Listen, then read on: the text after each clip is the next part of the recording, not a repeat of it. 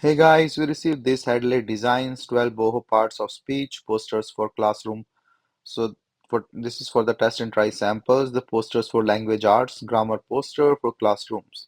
So it's good for the elementary school kids, and you can see is a very nice printed laminated posters. So you can easily put in the different parts of your class, and then this help the kids to learn and remember these things. So like the adverbs, pronouns, nouns.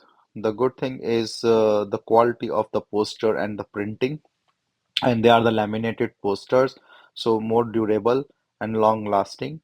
And you can see the things or the different posters here: conjunctions, verbs, interjections. So you can also see like the printing quality here.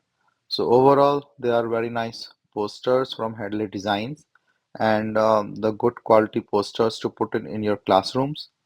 So total 12 posters to cover all this grammar and English literature for the writing things and the grammar stuff. So good pieces for posters to put it in your classrooms and be used for learning.